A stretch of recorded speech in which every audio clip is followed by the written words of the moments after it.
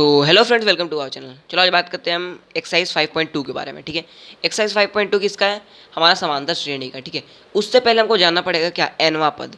क्या एनवा पद? एनवा पद क्या होता है भैया? तो हमको एक फॉर्मूला याद रखना है। क्या एनवा पद का क्या है? ए एन बराबर A plus N minus one into D. ठीक है, क्या बोला मैं? ए एन बराबर A plus N minus one into D, जहाँ ए एन क्या है? जहाँ ए एन एनवा पद है। ठीक है, और ए प्रथम पद और डी सार्वंतर, जानते ही हो। तो आपको सिर्फ ये फॉर्मूला याद रखना है, इस एक्सरसाइज में मोस्ट इंपॉर्टेंट है। ठीक है, A plus N minus one into D. चलो पहला क्वेश्चन शुरू करते हैं। पहला क्वेश्चन हमको क्या बोल रहे हैं? निम्नलिखित सारणी में रिक्त स्थानों को भरिए जहाँ एपी का प्रथम पद ए, सार्वंतर डी तथा एनवा पद ए है। मतलब आपको टेबल बना हुआ उसमें भरना है। तो पहला देखो ए एन निकालना है। ए एन खाली स्थान था, तो ए एन का फॉर्मूला क्या है? A plus N minus one into D.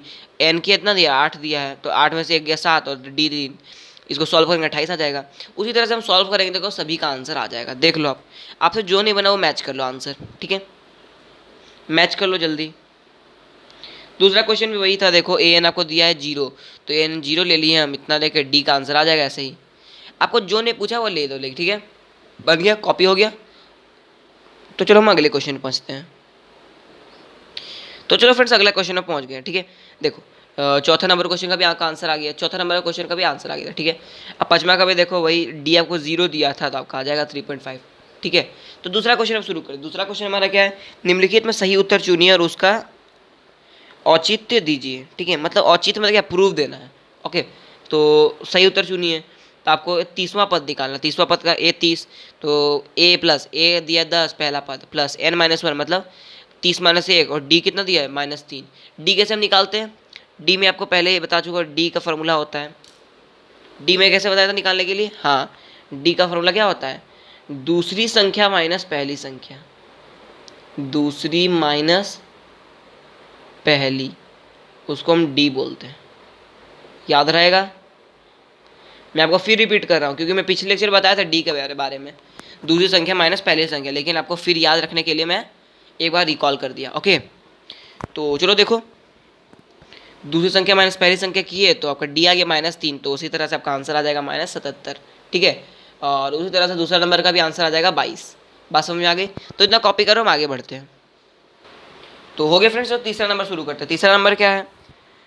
निम्नलिखित समांतर श्रेणियों में रिक्त स्थानों को पदों को ज्ञात कीजिए। ठीक है, रिक्त स्थान को पदों को ज्ञात करना है। ये तो आपको अपने से करना पड़ेगा। क्यों? क्योंकि ये थिंकिंग प्रॉब्लम है। ओके, लेकिन मैं बता दिया हूँ वैसे भी, ये थिंकिंग प्रॉब्लम है, बीच में आपको थिंक करना है। तो पहला क्वेश्चन दिया आपको 2, पहला क्वेश्चन क्या दिया है? 2 दिया है, उसमें बीच में गैप है और 26 लिखा हुआ है। ठीक है, तो इसमें क्या हम भरे कि मतलब ये समांतर श्रेणी बन जाए। ठीक है, तो हम यहाँ पर 14 अगर लिख देंगे, तो देखो 2 में 12 जोड़े 14, फिर 14 में 12 जोड़ेंगे 26 आ जाएगा। आपको वो समांतर श्रेणी बनाना है। ठीक है, तो आपका थिंकिंग प्रॉब्लम में आपको आना चाहिए, बन जाएगा। तो उसी तरह देखो, मैं तीसरा नंबर सॉल्व हो गया मेरा क्वेश्चन। ठीक है, बन जाएगा। चलो तीसरा नंबर सॉल्व होने के बाद हम चौथा नंबर क्वेश्चन पहुँचते हैं। ठीक है, कॉपी कर लो इतना। तो चलो फ्रेंड्स, चौथा नंबर क्वेश्चन पहुँच चुके। देखो कैसा क्वेश्चन है। क्वेश्चन आपका दिया है, एपी दिया है 3, 8, 13, 18 का कौन सा पद 78 है? मतलब एपी का कौन सा पद 78 हो सकता है? ठीक है भैया, तो 78 कौन सा होगा मुझे बता दो। तो देखो 78 कैसे होगा? तो हमको निकालना एन, एन निकालना, एन मतलब पद। तो पद कौन सा? 78, तो 78 के बराबर कर दिए A plus N minus one into D. तो एन आपको निकालना है, तो एन आगे आ जाएगा 16, तो जो बराबर 78 था। ठीक है, उसी तरह 5वां नंबर क्वेश्चन क्या है? पहला आपको समांतर श्रेणी दिया 7, 13, 19, 205। उसमें आपको बताना प्रत्येक श्रेणी में कितने पद हैं। मतलब पद निकालना है, पद मतलब एन निकालना है। तो अंतिम पद क्या है? 205 है, तो उसी से पद निकाल सकते हैं। अंतिम पद लिखो तो पद आपका आ जाएगा। ठीक है, तो ये आपका एन आ जाएगा, तो 34 आ जाएगा। ठीक है, उसी तरह दूसरा नंबर क्वेश्चन देखो, दूसरा नंबर क्वेश्चन भी वही है।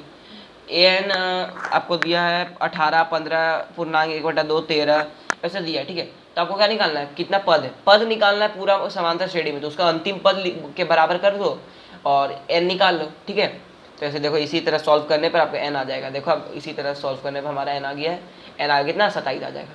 ठीक है, देखो हमारा सॉल्व हो गया। जो नहीं बना कॉपी कर लो, हो गया। चलो नेक्स्ट क्वेश्चन पहुँचते हैं। तो चलो फ्रेंड, छठा नंबर क्वेश्चन पे आ गए हम। छठा नंबर क्वेश्चन एपी दिया है 11, 8, 5, 2 का एक पद -150 है। ठीक है, तो क्यों? तो -150, देखो -150 को कौन सा पद है? -150, तो एन निकाल लेंगे, तो एन आएगा तो इतना। तो ये तो कोई पद हो नहीं सकता। क्यों? क्योंकि भिन्न में कोई पद नहीं होता है। ठीक है, पद हमेशा पूर्णांक में ही होगा। ठीक है, मतलब इंटीजर ही होता है। ठीक है, भिन्न में कोई पद नहीं होता है। तो ये गलत हो जाएगा, नहीं इसका आंसर आ जाएगा। ठीक है, 7 नंबर क्वेश्चन है, उस एपी का 31वां पद ज्ञात कीजिए, इसका 11वां पद 38 है। देखो 11वां पद अब 38 के बराबर कर दिए।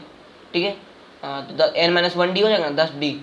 तो 11वां पद 38 है और 16वां पद 73। 16वां पद देखो 73 बराबर, दोनों इक्वेशन को सॉल्व किए, माइनस कर दिए, विलोपन विधि से देखो कट जाएगा।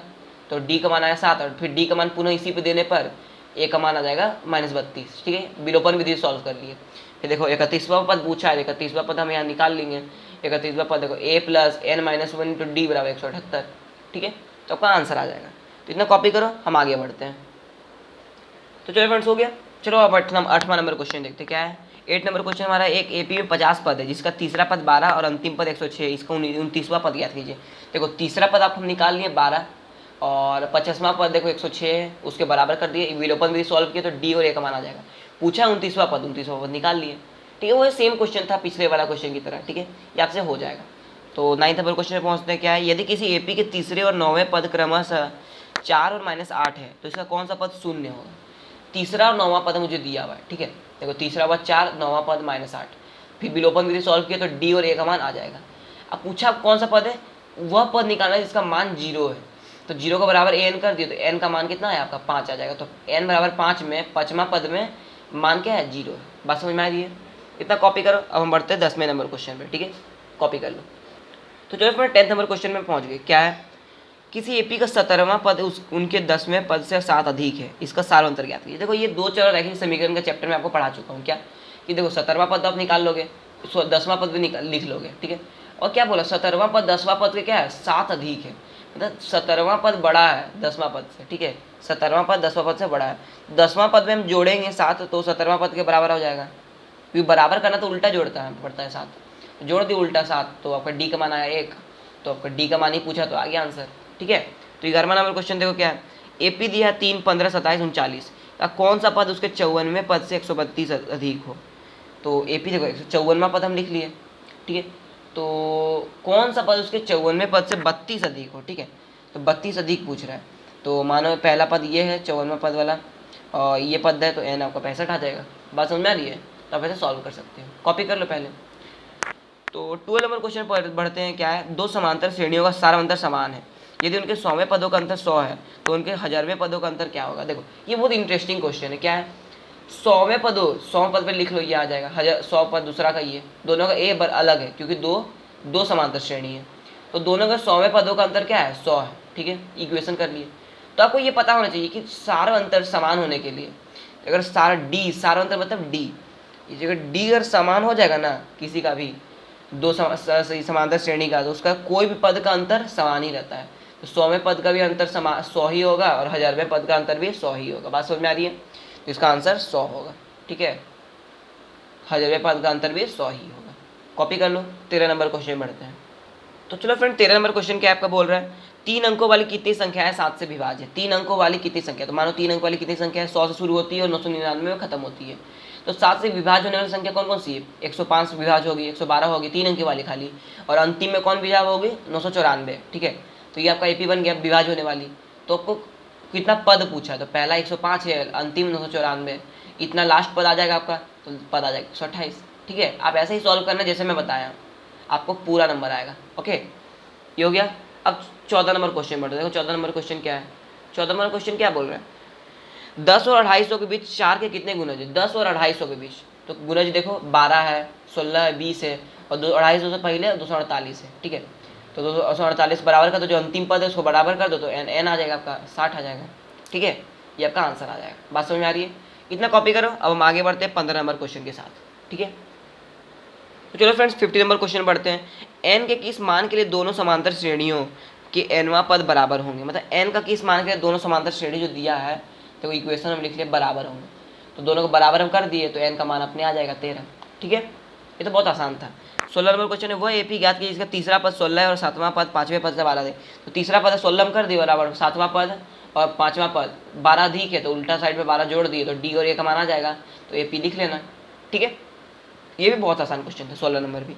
बात समझ में आ रही है, तो इतना कॉपी करो। हम 17वां नंबर क्वेश्चन में बढ़ते हैं। तो चलो फ्रेंड 17 नंबर क्वेश्चन हमारा क्या है, एपी दिया में अंतिम पद 20वां पद पर ज्ञात कीजिए। ठीक है, अंतिम पद से आपको 20वां पद ज्ञात करना है, तो अंतिम पद को हमको पहला पद बनाना पड़ेगा क्योंकि 20वां पद ज्ञात करना है। तो अंतिम पद को हम पहला पद बना लिए, तो उसे 20वां पद ज्ञात करना है अंतिम पद से। तो पहला पद 253 और डी आ जाएगा -5 क्यों, क्योंकि देखो दूसरा संख्या माइनस पहला संख्या, तो 8 में 13 -5 हो जाएगा। ठीक है, तो ऐसे एक 20वां पद आ जाएगा 158। बात समझ में आ रही है। चलो 80 नंबर क्वेश्चन पढ़ते हैं। 80 नंबर क्वेश्चन भी थोड़ा आसान ही क्वेश्चन है। किसी एपी के चौथे और 8वें पदों का योग 24 है और छठे और 10वें पदों का योग 44 है, तो इस एपी के प्रथम 3 पद ज्ञात कीजिए। तो प्रथम 3 पद देखो इक्वेशन लिख लिए और प्रथम 3 पद ज्ञात हो गया। ठीक है, ये भी आसानी क्वेश्चन था। इसके बाद जो क्वेश्चन आने वाला 90 नंबर क्वेश्चन है वो भी बहुत इंपॉर्टेंट क्वेश्चन है, वो आपसे बन जाना चाहिए। ठीक है, चलो इसको पहले कॉपी कर लो।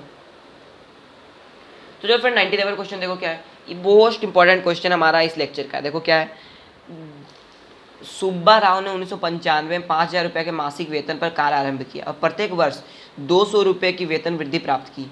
किस वर्ष में उसका वेतन 7,000 हो जाएगा, ये आपको निकालना है। ठीक है, तो आपको ये ध्यान देना पड़ेगा कि पहला दिया 5,000 रुपये पहला वर्ष काम करने का मिला, फिर 200 रुपये प्रत्येक बढ़ रहा है, तो 200 रुपये बढ़ाओ और अंतिम में क्या आपको कितना करना है, 7,000 करना है। तो ये आपको एपी बन गया और डी आपको 200 पता ही है, तो बैठा दो आंसर आ जाएगा आपका। एन निकल जाएगा, 7,000 निकालना है ना, 7,000 का पद कितना, 7,000 कौन सा पद में है, तो घर में पता आ जाएगा। ठीक है, तो ये मोस्ट इंपॉर्टेंट सवाल था हमारे इस लेक्चर का, ये आपको पता होना चाहिए। ठीक है, तो 20वां नंबर को जो क्वेश्चन है आपका HW क्वेश्चन होमवर्क है, ये आपको करके आना है। ठीक है, तो हमारा इस तरह से एक्सरसाइज 5.2 भी समाप्त हुआ। इसके बाद जो अगला लेक्चर होगा उसमें हम पढ़ेंगे एक्सरसाइज 5.3 के बारे में, इसमें जोड़ के काम आएगा। ठीक है, हम समांतर श्रेणी में जोड़ते कैसे हैं। ठीक है, तो thanks for watching my video. Okay, तो आज के लिए इतना ही, पढ़ाई करते रहिए। All the very best.